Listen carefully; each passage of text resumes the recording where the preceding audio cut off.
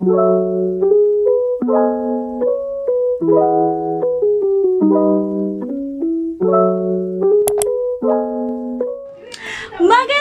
umaga, mga mahal kong manonood.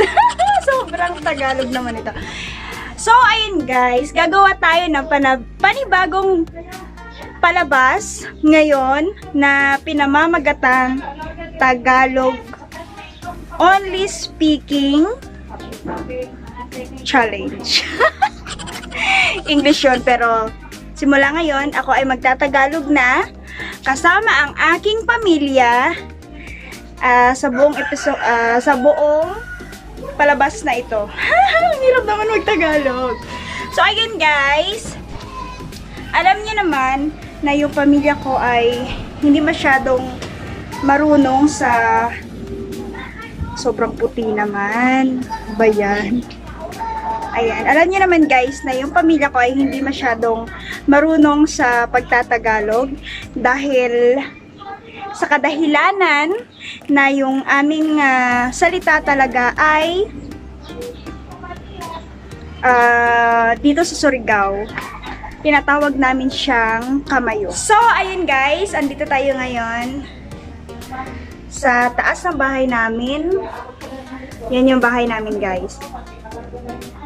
Ay, hindi pala Tagalog yung guys. Mga mahal kong manunood. Ang hirap po magtagalog talaga. Pero kakayanin natin ito kasama ang buong pamilya. So maya-maya lamang guys. Ayan na naman tayo. So maya-maya lamang ay bababa tayo at gagawa tayo ng mga kung ano-ano man dyan para lang sila ay mapagsalita ng Tagalog. 1 hour later. Hello po sa inyong lahat. Ako ay nagbabalik. Ayan. At tapos na akong nakaligo. Ang oras natin ngayon ay alas 12 na. Hindi ko alam. Wait lang. Tingnan natin kung anong oras na ngayon. Ang oras natin ngayon ay 12:40 na ng tanghali. Alas 12:40 na ng tanghali. Nakalimutan ko na dapat pala ay magtatagalog lamang ako sa bidyong ito. Tagalog ba yun? Oh my God! So, ayun na nga. Ako ay bababa muna dahil sa kadahilan ng kami daw po ay kakain na at tinawag na ako ng aking mahal na ina para kumain. So, tayo ay bababa na. Tara na, samahan niyo ako sa aking pagbaba. Sa aming ayan.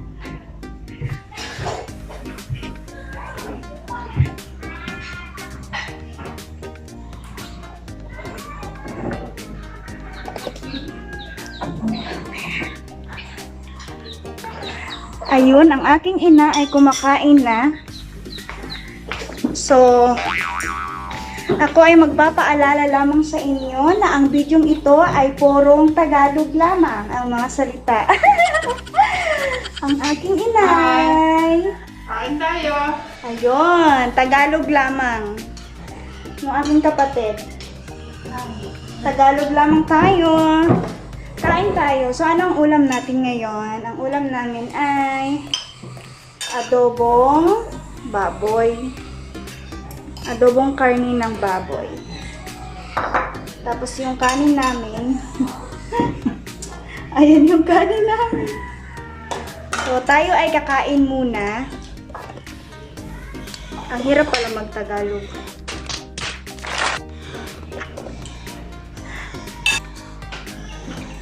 So, ayun, maririnig nyo po yung ingay ng aming baboy doon sa labas. Sa likod ng bahay namin kasi meron kaming alagang baboy. Siguro sila ay gutom na din. Kung kaya't sila ay nag-iingay na. O, diba? Ang hirap pala magtagalog puro. Diba? So, kain tayo po. Kain. Ay, ng tubig.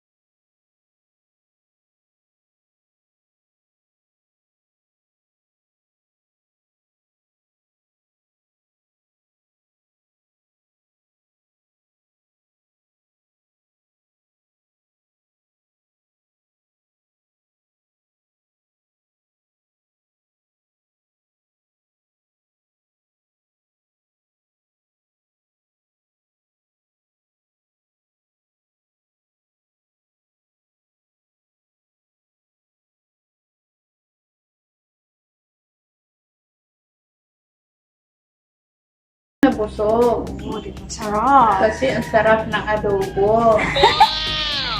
Sino nagluto? Ako. Ang nagluto ay si Nanay. Ayan. A few moments later.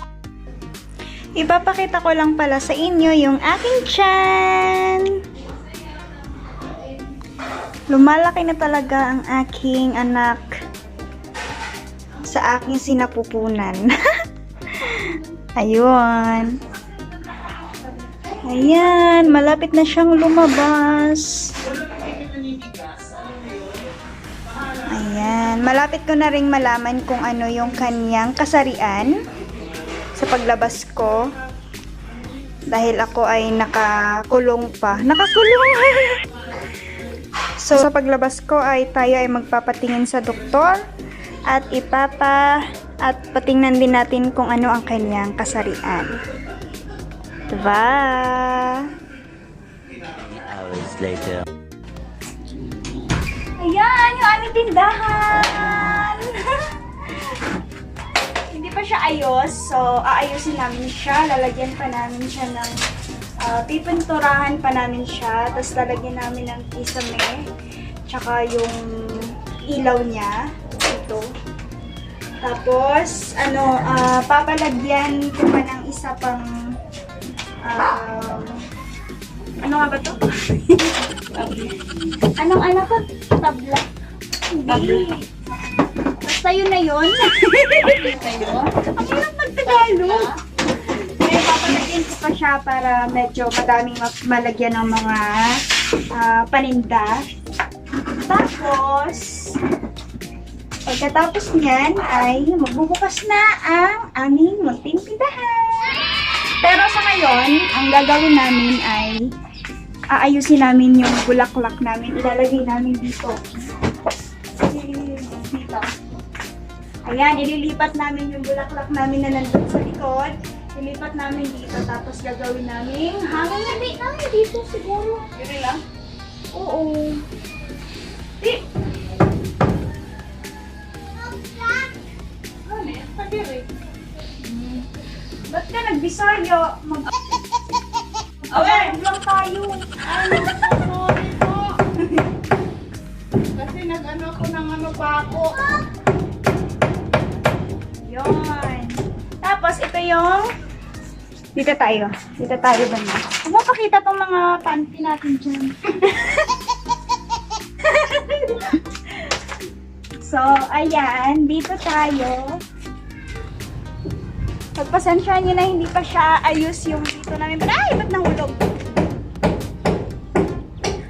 Ayan. Pagpasensyahan nyo na. Ito yung... Ito yung ililipat namin. Hindi ko alam kung anong pangalan ng bulaklak na to. Ba't hindi ka nakachinelas? So, ayan. Ililipat namin dun sa tinuro ko sa inyo kanina. Para maganda. Tingnan. Ganun. So, ayan. A few moments later. So, dahil nakapagpako na yung nanay ko, tapos, iniba namin yung plano, tatanggalin ko na naman siya.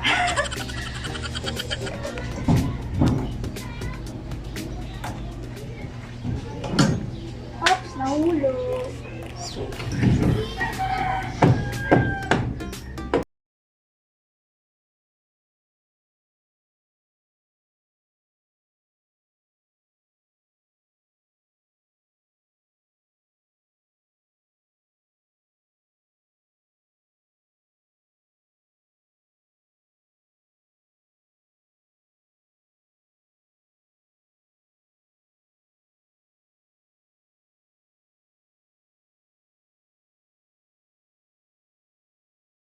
Hirap tanggalin, besh.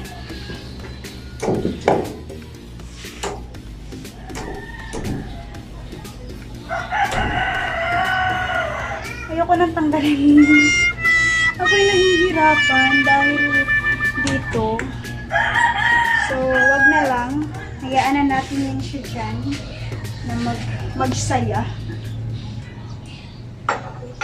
So, ayun.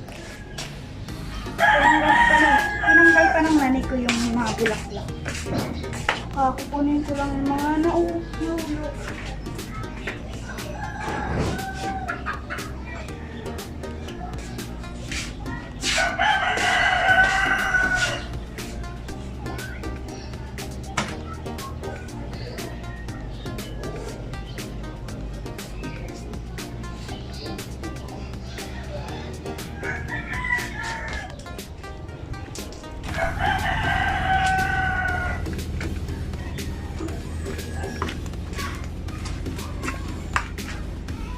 Ano pangalan ng bulaklak na tomato?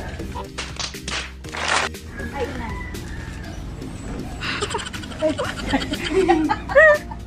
Hindi, kalimutan. Ay, hindi rin pala alam ng mother ko. Kasi binigay lang yung sa akin eh.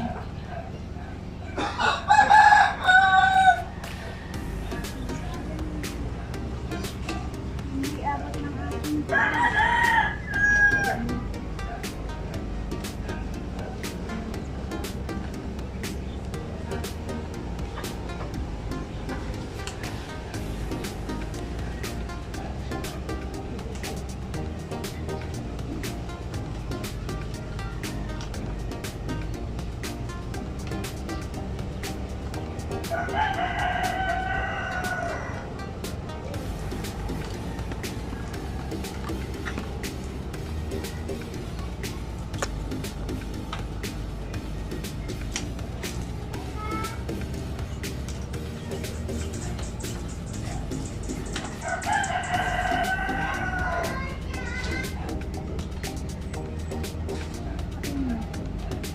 An eternity later.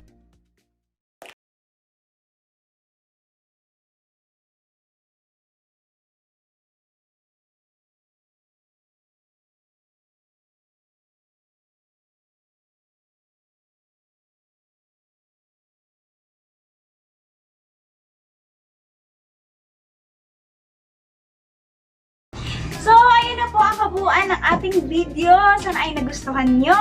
Huwag niyo pong kalimutan mag-komento, i-share, like, and subscribe! Paalam!